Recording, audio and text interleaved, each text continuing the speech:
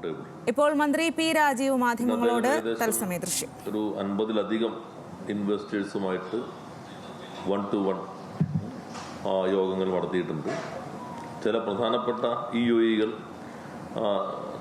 അവർ CMന് തന്നെ കൈമാറിയിട്ടുണ്ട്. അതുകൂടി വെച്ചിട്ടാണ് നമ്മൾ അവസാനം ഈ പ്രഖ്യാപനം നടത്തിയത്. അപ്പോൾ അതെല്ലാം നല്ല ഒരു കോൺഫിഡൻസ്, ഇത്രയും ആക്സസിബിളാണ് നമ്മുടെ സംവിധാനം. മറ്റ് പല സംസ്ഥാനങ്ങളും പോയ ആളുകളെല്ലാം പറഞ്ഞത് ഇത്രയും സമയം മുഖ്യമന്ത്രി ഉൾപ്പെടെ ചെലവഴിച്ച് കാണുന്നു, സെഷനുകളിൽ പങ്കെടുക്കുന്നു, അതൊരു പുതിയ അനുഭവമാണെന്ന് അവർ തന്നെ പറയുകയുണ്ടായി. പിന്നെ നമ്മുടെ മറ്റു മന്ത്രിമാർ സാധ്യമാകുന്നിടത്തോളം അവരും വന്നിരുന്നു. അവരും അത്യാവശ്യം പരിപാടിയിൽ പങ്കെടുത്തു. ചീഫ് സെക്രട്ടറി, അഡീഷണൽ ചീഫ് സെക്രട്ടറിമാർ 2 പേർ, ഇതുകൂടാതെ നമ്മുടെ വകുപ്പിലെ മറ്റുദ്യോഗസ്ഥർ എല്ലാവരും തന്നെ വന്നതും നല്ലൊരു ആത്മവിശ്വാസം സൃഷ്ടിച്ചിട്ടുണ്ട്. നമ്മൾ നേരത്തെ കണ്ട 1,52,000 കോടി രൂപയുടെ കൃത്യമായിട്ട് ഇന്നെല്ലാം പറഞ്ഞല്ലോ. ഇത് കൂടാതെ വന്നിട്ടുണ്ട്. പക്ഷേ ഞങ്ങളെല്ലാം ഇപ്പോൾ അതിനുശേഷം അവിടെ വെച്ചൊരു $500 മില്യൺ പ്രപ്പോസലാണ് ഷെറി ഹോൾഡിങ്സ് അതിനുശേഷം നടത്തിയത്. പിന്നെ ഷെറി സ്പോർട്സ് ആൻഡ് മാനേജ്മെൻറ്റ് റിസർച്ച് ഇൻസ്റ്റിറ്റ്യൂട്ടിന് വേണ്ടി ഒരു 500 കോടിയുടെ പ്രപ്പോസൽ വേറെ വന്നിട്ടുണ്ട്. പിന്നെ EF കൺസ്ട്രക്ഷൻസിൻ്റെ ഒരു വലിയ സിറ്റി രൂപീകപ്പെടുന്നുണ്ട്, 2,500 കോടിയുടെ പ്രപ്പോസൽ വന്നിട്ടുണ്ട്. ഇതുകൂടാതെ RP ഗ്രൂപ്പ് 2,000 കോടിയാണ് അവിടെ പ്രഖ്യാപിച്ചെങ്കിൽ അവർ 4,000 കോടിയാണ് നിക്ഷേപിക്കാൻ ഉദ്ദേശിക്കുന്നത് എന്ന് പറയുകയുണ്ടായി. അപ്പോൾ അതിൽ RP ഗ്രൂപ്പിൻ്റെ നേരത്തെ തന്നെ ധാരണയായിട്ടുണ്ട്. മറ്റ് 2 കുറച്ചുകൂടി വ്യക്തത അതിനകത്ത് വരുത്താനുള്ളതുകൊണ്ടും ലാസ്റ്റ് സമയമാണ് EOയിലേക്ക് വന്ന് അവിടെ പ്രഖ്യാപിക്കാൻ പറ്റിയിട്ടില്ല. അപ്പോൾ നല്ല രീതിയിൽ നമുക്ക് EOI വന്നുകൊണ്ടിരിക്കുന്നുണ്ട്. ഞാൻ പറഞ്ഞത് അതിനുശേഷം ഇപ്പോൾ ഇന്ന് തന്നെ ഒരു കമ്പനി ഒരു ലോജിസ്റ്റിക് പാർക്കിനുള്ള ഒരു പ്രോജക്റ്റ് റിപ്പോർട്ട് ഉൾപ്പെടെ അയച്ചിട്ടുണ്ട്. അവർക്ക് എത്താൻ കഴിഞ്ഞിരുന്നില്ല എന്ന് പറഞ്ഞു. അപ്പോൾ അതാണ് ഇതിൻ്റെ പ്രധാനപ്പെട്ട നേട്ടം. നല്ല ആത്മവിശ്വാസം സൃഷ്ടിക്കാൻ കഴിയും. EOIകളെല്ലാം എക്സ്പ്രഷൻ ഓഫ് ഇൻട്രസ്റ്റ് ആണ്. ഞാൻ നേരത്തെ പറഞ്ഞു, താല്പര്യപത്രമാണ്. ഗവൺമെൻറ് അതിൽ ഒപ്പുവയ്ക്കുന്നില്ല. അവർ വ്യവസായം തുടങ്ങാനുള്ള താല്പര്യം അറിയിച്ചുകൊണ്ട് നമുക്ക് നൽകുന്ന ഒരു കത്താണ്, ഒരു രേഖയാണ്, ഒപ്പിട്ട് നൽകുന്ന രേഖയാണ് EOI എന്നുള്ളത്. അതിൽ ചില EOIക്ക് അവർക്ക് ചില നിബന്ധനകളിലായിരിക്കും. അതിപ്പോൾ മറ്റ് ഇൻസെൻറ്റീവുകൾ എന്തൊക്കെയാണ്, ചിലതിൽ മറ്റ് ഭൂമി സംബന്ധിച്ചുള്ള ചില പ്രശ്നങ്ങൾ എന്തെങ്കിലും ഉണ്ടോ, ഇതെല്ലാം ഒന്നുകൂടി ഞാൻ നേരത്തെ പറഞ്ഞ ഒന്നുകൂടി വിശദമായി നമുക്ക് വിലയിരുത്തേണ്ടതുണ്ട്. അപ്പോൾ അത് 2 ആഴ്ചയ്ക്കുള്ളിൽ ഈ വന്നിട്ടുള്ള വിപുലമായ EOIകളെല്ലാം തന്നെ നമ്മൾ പ്രത്യേകം എടുക്കും. ഇതിൽ നമ്മൾ IT എടുത്തിട്ടില്ല അല്ലേ? ഈ ലിസ്റ്റിൽ ഈ പറഞ്ഞ ലിസ്റ്റിൽ IT ഇല്ല കേട്ടോ, അതുകൂടി കണ്ടോളൂ. ഇപ്പോൾ വ്യവസായം ബന്ധപ്പെട്ടാണ് നമ്മൾ പറഞ്ഞത്. ITയുടെ പ്രത്യേകമായിട്ട് ഷീറ്റുകളാണ് അവർ പ്രധാനമായിട്ടും പറയുന്നത്. അപ്പോൾ ഇപ്പോൾ വന്നിട്ടുള്ളതെല്ലാം നമ്മളൊന്ന് പ്രത്യേകം സ്ക്രീൻ ചെയ്യും, ഒരു ഫിൽറ്ററിങ് ഉണ്ടാവും. അപ്പോൾ ചിലപ്പോൾ ചിലത് നമുക്ക് ഒരിക്കലും പറ്റാത്ത ചില ഇതായിരിക്കുക. നമ്മളിപ്പോൾ ഓരോന്നും അവിടെ വെച്ചിട്ടാണ് സൈറ്റ് ഉപയോഗിച്ചിട്ട് പരിശോധിക്കുക. ഈ വന്ന കമ്പനിയുടെ പ്രൊഫൈലൊക്കെ അത്രേ നമുക്ക് നോക്കാൻ പറ്റുള്ളൂ. മറ്റ് പരിശോധനകളൊന്നും ഈ സമയത്തിനുള്ളിൽ സാധ്യമാവില്ല. അപ്പോൾ അതിൽ ഒന്ന് ഉടൻ തുടങ്ങാൻ പറ്റുന്ന എത്രയുണ്ട്, ഒരു നിശ്ചിത സമയത്തിനുള്ളിൽ തുടങ്ങാൻ പറ്റാവുന്ന രീതിയിലുള്ള പ്രപ്പോസൽ എത്രയുണ്ട്. അപ്പോൾ ചിലത് നമുക്ക് ഒരു 3-4 മാസത്തിനുള്ളിൽ തന്നെ അനുമതികൾ കൊടുത്ത് തുടങ്ങാൻ പറ്റുമെന്നുണ്ടായിരിക്കാം. ചിലത് ചിലപ്പോൾ കുറച്ചുകൂടി സമയം എടുക്കും. അപ്പോൾ അങ്ങനെ നമ്മൾ ഒരു കാറ്റഗറൈസേഷൻ നടത്തും.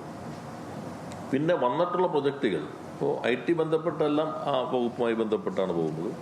മറ്റ് വ്യവസായവുമായി ബന്ധപ്പെട്ട് വരുന്ന മറ്റ് പ്രൊജക്റ്റുകൾ അത് നമ്മൾ ഈ ഇങ്ങനെയുള്ള ക്രമീകരണം കൂടാതെ 7 മേഖലകളായിട്ട് തിരിക്കും. 7 മേഖലകളായിട്ട് തിരിക്കും. അതിലൊന്ന് 50 കോടിക്ക് മുകളിലുള്ളതാണ് നമ്മൾ ഈ EOI വിപുലമായ തോതിൽ അവിടെ എല്ലാം പറഞ്ഞിട്ടുള്ളത്. എന്നാൽ 50 കോടിക്ക് താഴെ ഒത്തിരിയേറെ പ്രപ്പോസലുകൾ വന്നിട്ടുണ്ട്. 50 കോടിക്ക് താഴെയുള്ള സംരംഭങ്ങളെ കുറിച്ചുള്ള പ്രപ്പോസൽ അത്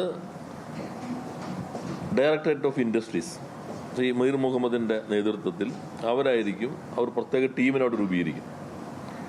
അവരായിരിക്കും 50 കോടിക്ക് മുകളിൽ 50 കോടിക്ക് താഴെയുള്ള, അതാണ് MSMEയുടെ നിർവചനം എന്നുള്ളത്. അപ്പോൾ ആ പ്രപ്പോസലുകൾ അവർ സ്ക്രീൻ ചെയ്ത് അതിനൊരു പ്രോപ്പർ ഇംപ്ലിമെൻറ്റേഷൻ അവർ നടത്തുമെന്നാണ് കണ്ടിട്ടുള്ളത്. 50 കോടിക്ക് മുകളിൽ വരുന്നത് നേരിട്ട് KSIDC നേരത്തെ പറഞ്ഞ 7 സെക്ടറായിട്ട് തിരിക്കും. അതിൻ്റെ ഈ നിർവഹണത്തിൻ്റെ നോഡൽ ഓഫീസറായിട്ട് KSIDCയുടെ എക്സിക്യൂട്ടീവ് ഡയറക്ടർ ഹരികൃഷ്ണൻ IRTS പ്രവർത്തിക്കും. അപ്പം അദ്ദേഹത്തിൻ്റെ നേതൃത്വത്തിലായിരിക്കും ഇതിൻ്റെ ഈ KSIDCയുടെ കീഴിൽ വരുന്ന പ്രവർത്തനങ്ങളുടെ ഏകോപനം ഉണ്ടാവുക. എന്നാൽ 7 സെക്ടറിന് മാനേജർമാരുടെ കീഴിൽ 7 ഗ്രൂപ്പുകൾ ഇംപ്ലിമെൻറ്റേഷന് വേണ്ടി 7 ഗ്രൂപ്പുകൾ രൂപീകരിക്കും. ആ 7 ഗ്രൂപ്പുകൾക്കും ഉപയോഗിക്കാൻ കഴിയാവുന്ന രൂപത്തിൽ നമ്മൾ മേഖല തിരിച്ച് 12 മൈക്ക് വർക്ക് ചെയ്യുന്നില്ലേ, മേഖല തിരിച്ച് 12 വിദഗ്ധരെ എക്സ്പെർട്സുകളെ നിയോഗിക്കും. അപ്പോൾ ഈ 50 കോടിക്ക് താഴെയുള്ളത് ഡയറക്ടറേറ്റ് ഓഫ് ഇൻഡസ്ട്രീസ് മീർ മുഹമ്മദിൻ്റെ നേതൃത്വത്തിൽ ഒരു പ്രത്യേക ടീം, 50 കോടിക്ക് മുകളിലുള്ളത് KSIDCയിൽ ഹരികൃഷ്ണൻ നോഡൽ ഓഫീസറായിട്ട് 7 പ്രത്യേക വകുപ്പുകൾ, പ്രത്യേക ടീം,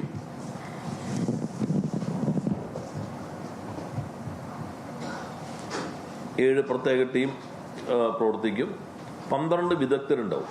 അപ്പോൾ ചിലപ്പോൾ ഒരു ടീമിൽ ഒന്നിലധികം ഉണ്ടായിരുന്നു വരാം. അത് ഓരോ ടീമിൻ്റെയും കീഴിൽ ഓരോ സെക്ടറിൻ്റെയും കീഴിൽ എത്ര പ്രൊജക്റ്റുകൾ പ്രൊപ്പോസലുകൾ വരുന്നു എന്നതിനെ കണക്കാക്കിക്കൊണ്ടായിരിക്കും എത്ര വിദഗ്ധർ വേണ്ടി വരും. 12 പേരെ നമ്മൾ അതിലേക്ക് നിയോഗിക്കും. ആ 12 പേരെ ഓരോരുത്തരുടെയും വൈദഗ്ധ്യം അനുസരിച്ചും ആ മേഖലയിൽ വരുന്ന പ്രൊപ്പോസലുകളുടെ എണ്ണത്തെ അനുസരിച്ചായിരിക്കും ക്രമീകരിക്കുക. ഇവർ പ്രത്യേകം ഒരു ഡാഷ്ബോർഡ് ഉണ്ടായിരിക്കും. ആ ഡാഷ്ബോർഡിൽ കഴിയാവുന്നിടത്തോളം വിവരങ്ങൾ പബ്ലിക് ഡൊമൈനിലേക്ക് നൽകാം. ഇനിയിപ്പോൾ നിങ്ങൾക്ക് ആശങ്കകൾ ഉണ്ടാകാതിരിക്കാൻ പരമാവധി വിവരങ്ങൾ നമുക്ക് സാധ്യമാകുന്ന കമ്പനികൾ കൂടി അംഗീകരിക്കുന്ന സാധ്യമാകുന്ന വിവരങ്ങൾ നമുക്ക് ഡാഷ്ബോർഡിൽ നൽകാനായിട്ട് കഴിയും. പിന്നെ നേരത്തെ തന്നെ ഈ IKGS മന്ത്രിസഭ കൂടി ചർച്ച ചെയ്ത് അംഗീകരിച്ചതാണ്. അപ്പോൾ അതിൽ ക്യാബിനറ്റിന് തീരുമാനിച്ചിട്ടുണ്ട് ഈ പ്രൊജക്റ്റുകളുടെ അനുമതികൾ വേഗത്തിൽ ലഭ്യമാക്കാൻ ചീഫ് സെക്രട്ടറി നേതൃത്വത്തിൽ സെക്രട്ടറി തല കമ്മിറ്റി ഉണ്ടാവും. അത് ക്യാബിനറ്റിന് നേരത്തെ തീരുമാനിച്ചിട്ടുള്ളതാണ്.